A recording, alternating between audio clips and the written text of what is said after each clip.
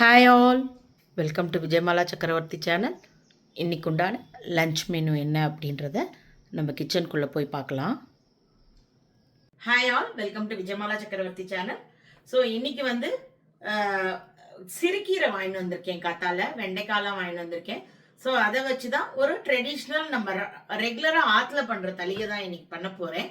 So ஆக்சுவலாக நான் அதோடைய பயன்கள்லாம் நான் குக் பண்ணச்சு சொல்கிறேன். நான் வீடியோ வந்து நிறைய ஸ்கிப் பண்ணலாம், இன்பிட்வீன் சொல்ற சில விஷயங்கள் மிஸ் ஆயிடுறது.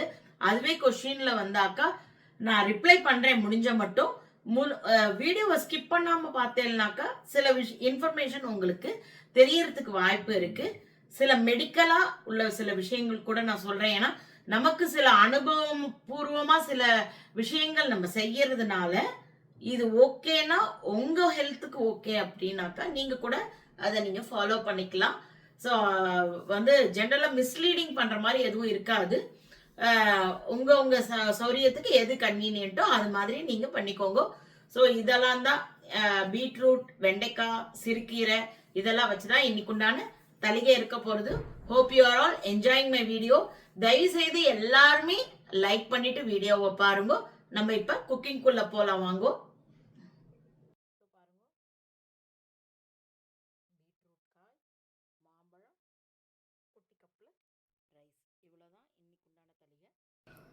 இன்னைக்குண்டான தளிகைக்கு எடுத்து வச்சுருக்கிற காயெல்லாம் இதுதான். இன்றைக்கி நான் போய் காத்தால காய் வாங்கிட்டு வந்தேன்.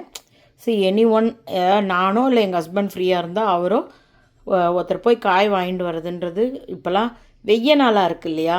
ஸோ வாங்கி ஃப்ரிட்ஜில் வைக்க வேண்டாம் அப்படின்ட்டு நல்லா ஃப்ரெஷ்ஷாக வெண்டைக்காய் கிடச்சிது, சிறுகீரை, அப்புறம் பீட்ரூட்டு, தக்காளி. ஸோ இதெல்லாம் தான் இன்றைக்குண்டான எடுத்துகிட்டு இருக்கிற காய்கறிகள். வாங்க இதை வச்சு என்ன குக் பண்ணலான்னு பார்க்கலாம். இந்த சிறுகீரை போட்டு ஒரு பருப்பு கடையல் தான். வந்து பாசிப்பருப்பு போடுறேன். ஒரு 50 கிராம் பாசிப்பருப்பு போட்டால் போகிறோம். இதை நன்னாவே அலம்பலை. நான் இன்னும் ஃபஸ்ட்டு என்ன பண்ணிக்கலாம், வறுத்துன்ட்டு அதுக்கப்புறமா அலம்பிக்கலாம். சிறுகீரை வந்து கிட்னிக்கு வந்து ரொம்பவே நல்லது. அதை வந்து கிளென்ஸ் பண்ணக்கூடிய நேச்சர், ப்ளஸ் கிட்னி ஸ்டோன் இருக்கிறவாளுக்கு அந்த இதுக்கு வந்து ரொம்ப ஹெல்ப்ஃபுல்லாக இருக்கும். நிறையா நீர் வெளியில் தள்ளும் அப்படின்னு ஒரு ஆர்டிக்கல் படித்தேன். ஸோ சிறுகீரை வந்து ஜென்ரலாகவே kidney issues, creatinine, uric acid வாழ்க்கெலாம் வந்து ரொம்ப வந்து நம்ம கீரைகளை கம்மியாக தான் சேர்த்துக்கணும், ஜாஸ்தி பண்ணக்கூடாது. பட் சிறுகீரை வந்து ஓகே. ரொம்ப கூடாத கீரைன்னு பார்த்தாக்கா பாலக்கு தான். பாலக்கை வந்து ரொம்ப சேர்த்துக்காமல் அவாய்ட் பண்ணுறது ரொம்ப நல்லது. புதினா, அப்புறமா கொத்தமல்லி, கருவேப்பிலை இந்த மாதிரி சமாச்சாரங்கள் சேர்த்துக்கலாம். கொஞ்சமாக முளைக்கீரை சேர்த்துக்கலாம். ஸோ மற்ற கீரைகள் எல்லாத்தையுமே கிரியேட்டின் இஷ்யூ இருக்கிறவா, யூரிக் ஆசிட் இஷ்யூஸ் இருக்கிறவா சேர்த்துக்காமல் கொஞ்சம் அவாய்ட் பண்ணுறது நல்லது. கிரியேட்டின் இஷ்யூ இருக்கிறவா தட் இஸ் 1.4 வரைக்குமே கொஞ்சம் நார்மல் தான். அதுக்கு மேலே ஜாஸ்தி ஆகி 2, 3 இதெல்லாம் போக ஆரம்பிச்சதுனாக்கா கம்ப்ளீட்டாக இளநீ, வாழைப்பழம், கீரைகள் எல்லாத்தையும் அவாய்ட் பண்ணுறது ரொம்ப நல்லது.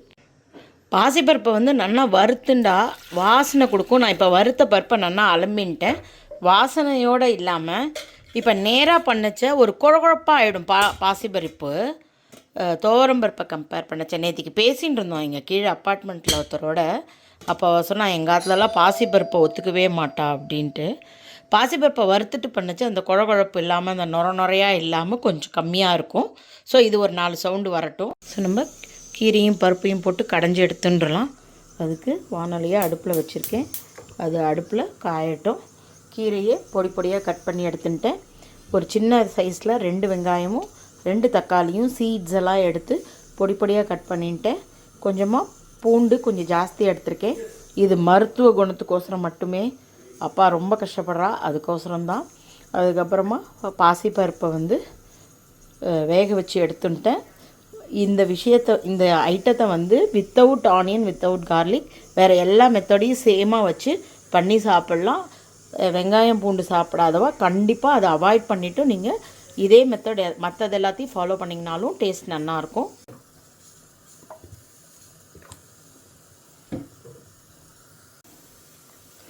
நான் இப்போ கார்லிக் போட்டுக்கிறேன்.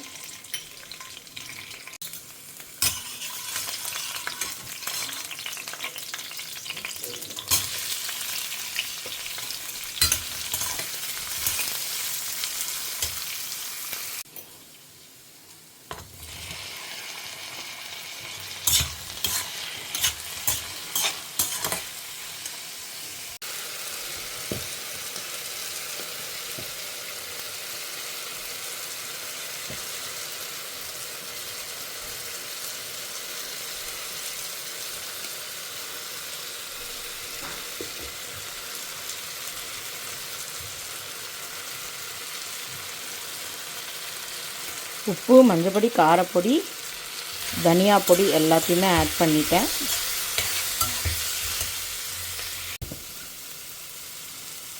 கீரையை ஆட் பண்ணிக்கலாம். கீரை சீக்கிரமாகவே வதங்கிடும். கீரை நல்லா வதங்கினதுக்கு அப்புறமா நம்ம பருப்பை ஆட் பண்ணலாம். கீரையெல்லாம் ஓரளவுக்கு வதங்கியிருக்கு. இப்போ நம்ம இந்த பருப்பு ஜலத்தை இதோடு ஆட் பண்ணிடலாம். அந்த பருப்பு ஜலமும் கொஞ்சம் வத்தறதுக்குள்ளே மற்ற எல்லாமே ஒன்று சேர்ந்து ஒத்தாப்பில் மசிஞ்சு வந்துடும்.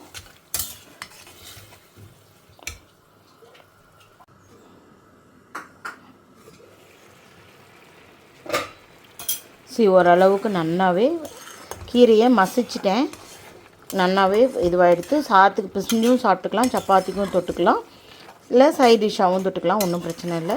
ஸோ இந்த அளவுக்கு இருந்தால் போதும். நான் இதை இப்போ ஆஃப் பண்ணிடுறேன். நமக்கு சிறுகீரை பருப்பு கடையல் ரெடி ஆகிடுத்து.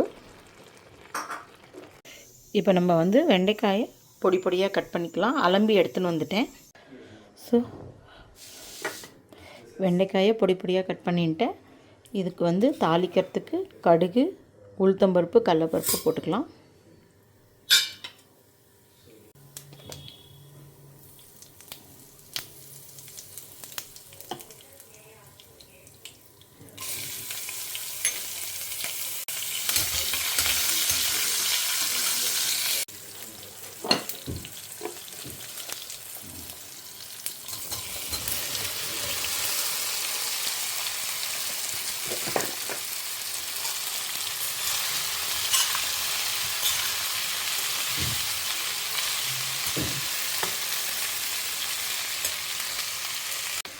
எங்கள் ஹஸ்பண்ட்க்கு ஏதோ ஹாலில் சம் மீட்டிங் போயின்னு.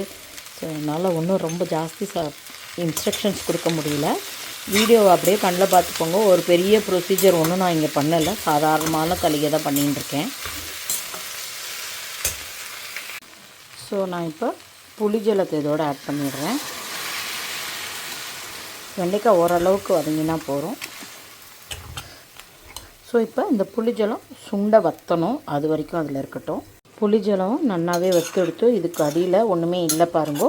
ஸோ இந்த ஸ்டேஜில் நம்ம இதை ஆஃப் பண்ணிவிட்டு ஆறுனதுக்கப்புறமா தயிரை இதோடு ஆட் பண்ணால் ரொம்ப எம்மியாக இருக்கும். எங்கள் அம்மா பண்ணுற ஒன் ஆஃப் த டிஷ்ஷில் இது என்னோடய மோஸ்ட் ஃபேவரட். ஸோ எனக்கு இந்த லாக்டோஸ் ஃப்ரீ கர்ட் இன்றைக்கி கிடச்சதுனால இதை இன்றைக்கி பண்ணணும்னு எனக்கு தோணித்து. ஸோ அதனால் இன்றைக்கி டேயில் இதுதான் தொட்டுக்கிறதுக்கு ஒன் ஆஃப் த டிஷ் இதுதான். ஸோ வெண்டைக்காயை நான் ஒரு பாத்திரத்தில் ட்ரான்ஸ்ஃபர் பண்ணிவிட்டேன். ஆறுனதுக்கப்புறம் பக்கத்தில் இருக்கிற தயிரை ஆட் பண்ணிட்டோன்னா நமக்கு வெண்டைக்காய் புளி தயிர் பச்சடி ரெடி ஆகிடும். நான் கொஞ்சோண்டு எண்ணெய் குத்தி கடுகு, உளுத்தம்பருப்பு, வத்த மிளகாய் எல்லாத்தையுமே போட்டுன்ட்டேன். இதை பீட்ரூட்டை சீவி எடுத்துட்டுருக்கேன். ஜஸ்ட்டு வதக்கி உப்பு போட்டுட்டு தேங்காய் போட வேண்டிதான்.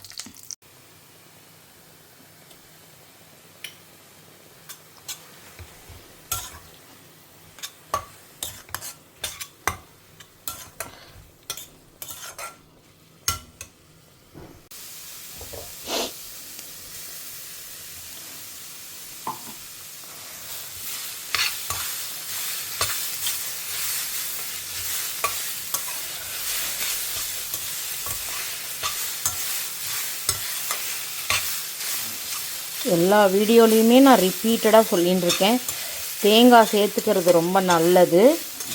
அதாவது அதை ரொம்ப வதக்கி பண்ணால் தான் கொலஸ்ட்ராலாக மாறுமே தவிர, நீங்கள் இமீடியட்டாக ஒரு பெரட்டி அதை ஆஃப் பண்ணிட்டேன் அப்படின்னாக்கா கண்டிப்பாக அது ரிச் இன் ஃபைபர்.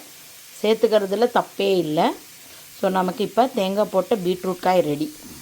பருப்பு வச்ச அதே பாத்திரத்துலேயே நம்ம சாதத்தையும் வச்சிடலாம். இன்றைக்கு உண்டான தளிகை ரெடியாக எடுத்து சுட சுட சாதம், பீட்ரூட் தேங்காய் போட்ட வதக்கல், அதுக்கப்புறமா சிறுகீரை பருப்பு கடைசல் பண்ணியிருக்கேன், வெண்டைக்காய் புளி தயிர் பச்சடி பண்ணியிருக்கேன். Hope you are all enjoying my video. If you like it, please like and subscribe my channel. Thank you for வாட்சிங். Bye bye all.